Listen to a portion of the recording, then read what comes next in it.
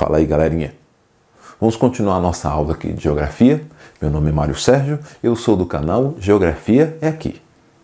E hoje eu vou dar continuidade com vocês sobre a parte de relevo brasileiro. Especificamente, nesta aula eu vou trabalhar com vocês sobre a classificação do relevo e sobre solos do Brasil. O Brasil já teve diversas classificações de relevo. Começam lá do século XIX, todavia eram classificações genéricas, tinha muita influência da geologia. Nós tivemos a primeira classificação mais detalhada, que começou a trabalhar com elementos da geomorfologia a partir em 1949 com o professor Haroldo de Azevedo. Haroldo de Azevedo introduz o primeiro critério geomorfológico, que é a altimetria, ou seja, eu vou diferenciar as formações de relevo a partir da altitude. Isso quer dizer que o que era planície? Relevo que tinha até 200 metros de altitude. Acima de 200 metros nós já tínhamos aí o quê? Os planaltos. Ou seja, pelo critério que foi usado, ficou uma classificação relativamente simples, com poucas unidades, com poucas divisões. Nós tivemos nessa classificação somente 7 divisões. A próxima classificação que eu vou destacar para vocês é a classificação de Aziz Nassib Absaber.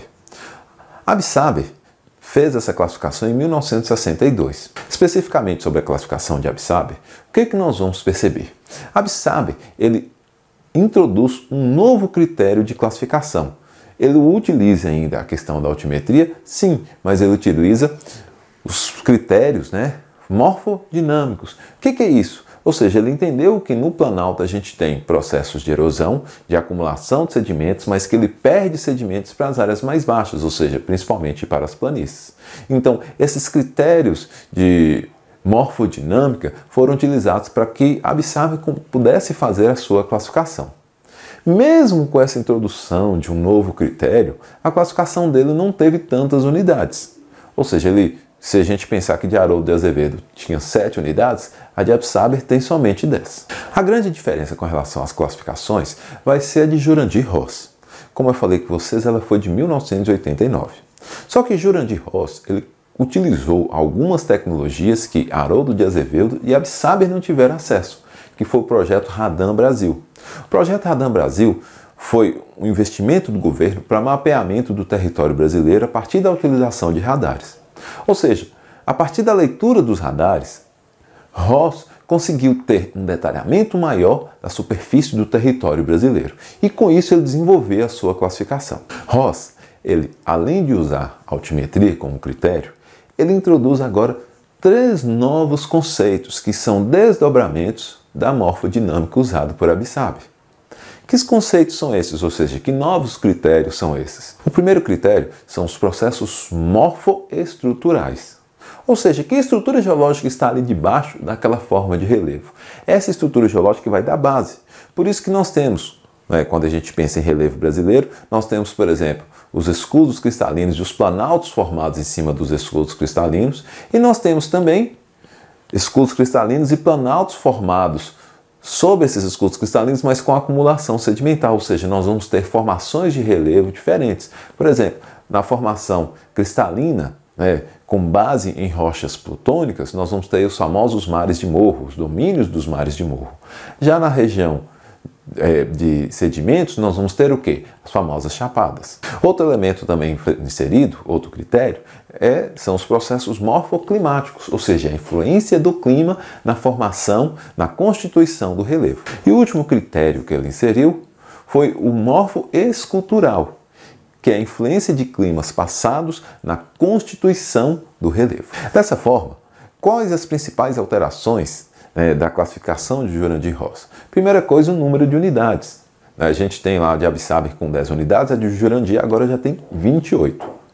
Além disso, o que nós vamos perceber também na classificação de Jurandir? Uma diminuição da área das planícies e dos planaltos e a introdução agora do conceito de depressões. Então, na classificação de Haroldo de Azevedo e de Absaber não haviam as depressões. Na de Jurandir agora, esse conceito é inserido. Bem, o que são solos? Solos é a mistura de sedimentos orgânicos e inorgânicos.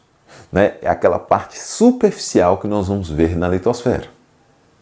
E os solos, eles podem ser classificados como solos jovens, solos maduros e solos velhos, ou seja, solos velhos é aqueles que já estão em processo de decomposição. E o que seria um solo jovem? Um solo jovem é um solo que ainda está em processo de formação. Lembrando que o solo se forma a partir de erosão.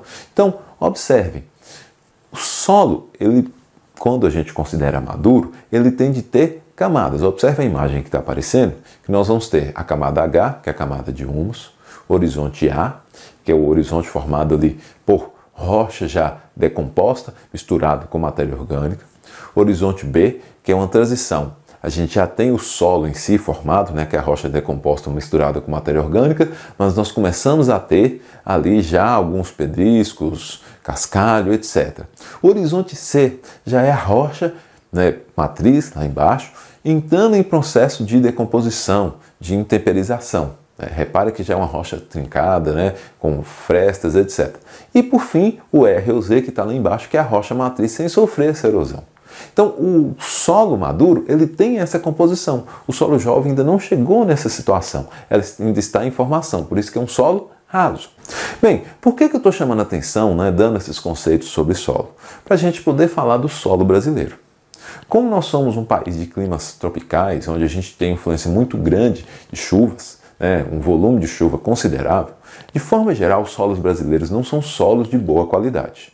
Nós vamos ter algumas áreas que vão ter esses solos de boa qualidade, especificamente no litoral nordestino, o famoso solo de Massapê, né? Lembra lá do período colonial, da produção de cana-de-açúcar, e a região A formada pelos derrames basálticos por erupções vulcânicas antigas, lá na porção sul do Brasil, e pega ali um pedaço do Mato Grosso do Sul e de São Paulo. Com exceção dessas duas áreas com solos de alta qualidade, as demais regiões do Brasil não vão ter solos de fertilidade tão alta. Todavia, não quer dizer que são solos ruins, não são produtivos. Hoje, por exemplo, o principal celeiro agrícola, a principal área de produção agrícola do Brasil é o centro-oeste brasileiro, ou seja, uma área de cerrado que possui solos ácidos e profundos. Só que, com a utilização de algumas técnicas de correção, esse solo ele se torna altamente produtivo.